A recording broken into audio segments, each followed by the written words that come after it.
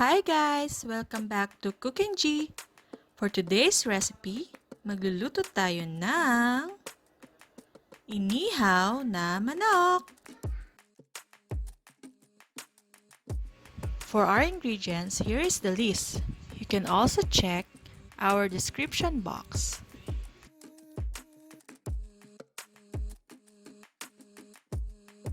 Umpisahan na natin ang pagluluto. In a large bowl, mix together the banana ketchup, 7-Up, lemon juice, soy sauce, vinegar, brown sugar, and garlic. Haluing mabuti ito hanggang ma-dissolve ang sugar.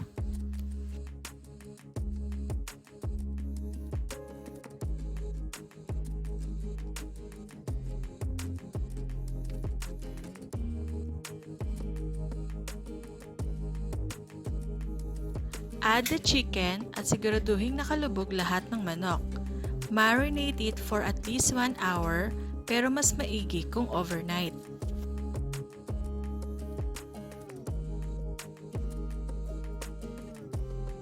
Kinabukasan, magpabaga na ng uling para sa pagluluto. Ihawin na ang manok by batches.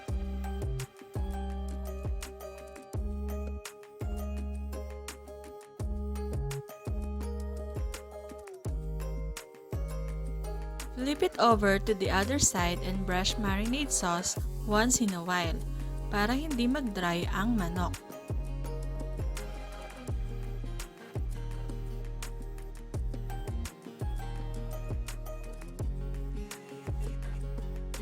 Flip it again to make sure that the chicken cook evenly. Kapag luto na, ihawin na ang natitira pang manok.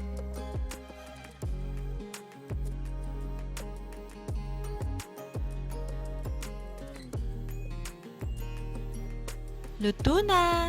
Serve and enjoy with your family and loved ones! Hope you like our recipe! Please don't forget to like, share, and subscribe! See you on our next vlog!